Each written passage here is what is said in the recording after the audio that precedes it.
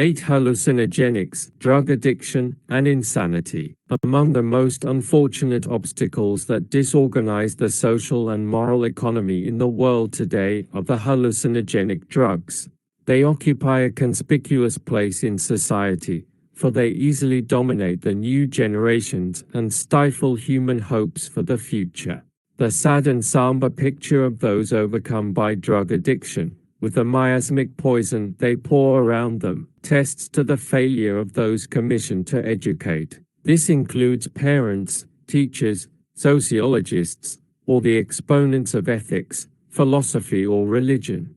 Narcotics first existed among the less developed peoples. Afterwards the drug habit found its way to Western civilizations, due to their technological successes. However, this did not fill the vacuum of human aspirations. Man's broader and deeper integration into the noble objectives of life.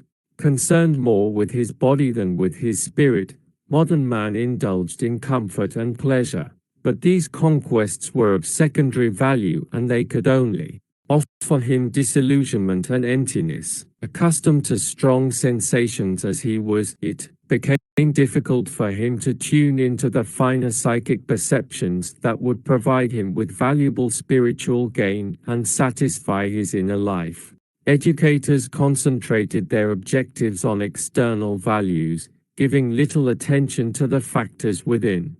Had they done so, they would have discovered that the source of unrest lies in the immortal spirit, and would have treated those symptoms of anguish and despair. Fearing difficulties, or motivated by a curiosity stemming from emotional immaturity, man turned to stimulants the effects of which are always toxic, surrendering himself to them in total passivity and letting himself be overcome in utter wretchedness. In addition to the complex task of dealing with the imprudence and immoderation of most addicted victims, there is also the problem of throngs of unfortunate pushers, always recruiting as many victims as they can.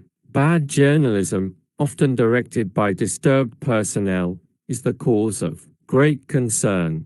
While its function is to clarify a problem, it has rather contributed to showing its naturalness than to liberating its victims. Movies, television, and periodicals unnecessarily highlight tragedies, which increases the impact of the news on weaker minds.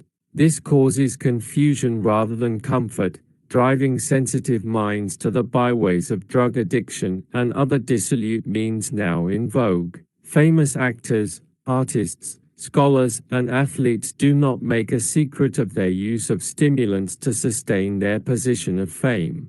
When they succumb and the scene of their self-destruction is known, they are looked upon as a model to be emulated and a prototype of their time. When unable to proceed, many of these victims just turn off the lights of their glory, ending their lives in prisons, insane asylums, or in the gutters. In a state of hallucination, they expiate the folly to which they had surrendered themselves. Young minds, unprepared for the reality of wars that are fought everywhere, even within the homes, where violence and disrespect abound, turn to insatiable sensuality.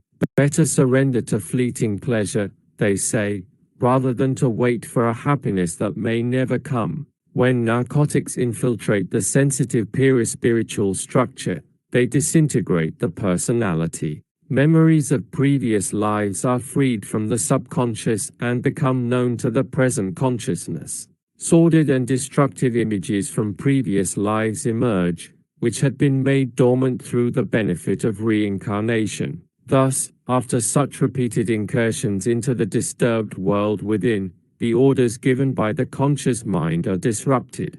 The addicted is then thrown into the traps of insanity and his centers of mental order are torn apart. So are his health and will, with hardly any possibility at all of reversing the process due to a dependency from which body and mind suffer helplessly. It has been argued, in defense of certain drugs, that some primitive peoples and their descendants today have used and are using vegetable stimulants to obtain paranormal forays into the spiritual world. They overlook the fact, however, that by conscious concentration, deep meditation, and prayer, great results are possible without the harmful effects of hallucinatory means. The near majority of those who develop an extraordinary perception through drugs uncover in themselves the substratum of their spiritual past. It then transforms itself into phantasmagoric visions that come to the surface and persist even when the experience is over. These visions gradually impose themselves, leading to the mental disruption of the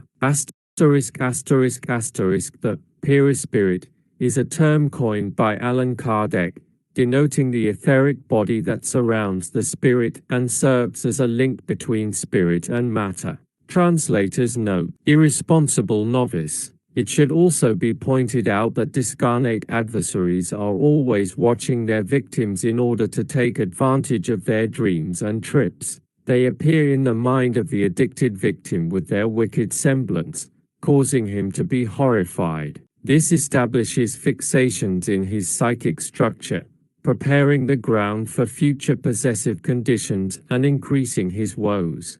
We need effective and powerful antidotes to attack the problem of narcotics, such as a plain, straightforward education in the gospel, spiritual awareness, freedom and guidance based on responsibility, early moral discipline, the loving watchfulness of careful parents and teachers, social and medical assistance rendered in a brotherly spirit. The problems resulting from the use of narcotics are the self-inflicted punishment that humanity is suffering for exchanging the real values of love for a senseless behavior. The solution to the problem, therefore, is one of education in the Christianized family, in schools of noble principles, in upright communities, and not by police repression. If you are a young man or girl, do not deceive yourself by thinking that if contaminated by this illness, you can be easily cured. If you are an adult, do not go about dreaming a way of life that belongs to bygone infancy, or looking for pleasures that end with the ephemeral life of the body. If you are a teacher, be noble in your guidance, treating all subjects seriously, without preconceived ideas. If you are a father or mother, do not think that your home is immune. Carefully watch the behavior of your children. Take care of them before they indulge in the lures of hallucinatory drugs. If, however, the problem is already inside your home, do not run away from it by ignoring its existence, nor be self-deceiving, rebellious or hostile. Discuss, explain, guide, and help the victims. Seek the means available in the medical field as well as in the Spiritist doctrine. By doing so, you will be contributing with the re-education and happiness of those entrusted you by divine law, for the sake of your and their great joy. On Sunday's new chapter of the work, contribute by making donations with the publishing of works in the English language. Subscribe to our networks at Casa de Reading KO YouTube and Facebook.